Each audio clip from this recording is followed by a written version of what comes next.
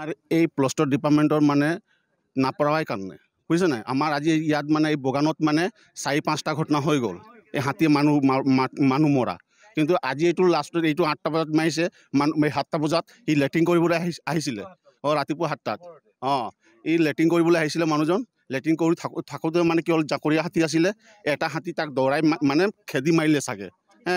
আমিতো ইমান হেৰি নহয় আৰু তথাপি সেই মানুহজন যে আজি যে প্লস্টৰ ডিপাৰ্টমেণ্টে মানে ইয়াত 4-5টা যেতিয়া ঘটনা হৈ গ'ল আমাক কি দিছে দাবী কি আছে আমাৰ দাবীটো সিহঁতে কেলে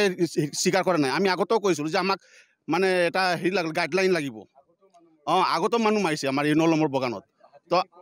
হাতী আমাৰ এইটো গিবন অৰণ্য আমাৰ দাঁতি আছে যে তাৰ পৰা ওলাই আহে আৰু ৰাতিপুৱা মানে এইটো আমাৰ এই ৰাতি ইফালে গৈ থাকে আৰু ৰাতিপুৱা ইফালৰ পৰা আহিছে মানে মুৰমুৰাৰ পৰা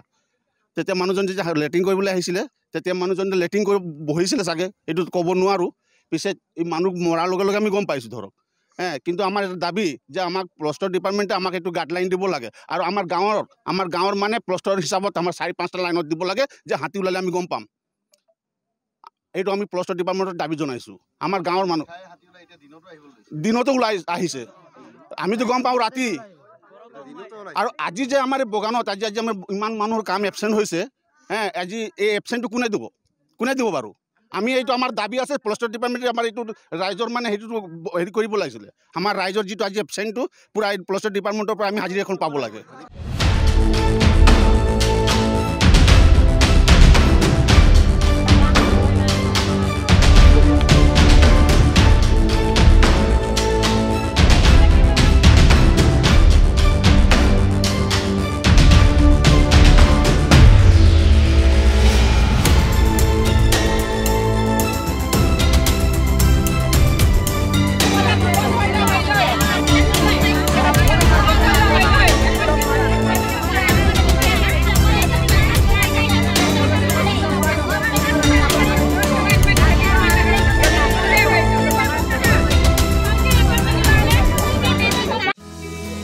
আপুনি নৰ্থ ইষ্ট ফুৰিম বুলি ভাবিছে নেকি আপুনি নৰ্থ ইষ্ট ক'ত কেনেকৈ ফুৰিম বুলি যদি ভাবি আছে তেতিয়াহ'লে এতিয়াৰ পৰা আৰু চিন্তা নাই আপনি গাড়ী আছে আপনি গাড়ী এটা নিৰ্ভৰযোগ্য টেক্সি সেৱা প্ৰতিষ্ঠান য'ত দক্ষ টুৰ গাইডছ লৈ আপুনি ঘূৰিব পাৰিব আৰু লগতে আপুনি ডমেষ্টিক বা ইণ্টাৰনেশ্যনেল পেকেজেছ আৰু ফ্লাইট বাছ ৰেলৱে বা হোটেল বুকিঙৰো সুবিধা পাব সবিশেষ জানিবলৈ আৰু সেৱা গ্ৰহণ কৰিবলৈ www.apnigari.com এতিয়াই লগ ইন কৰক অথবা স্ক্ৰীনত দিয়া নম্বৰত যোগাযোগ কৰক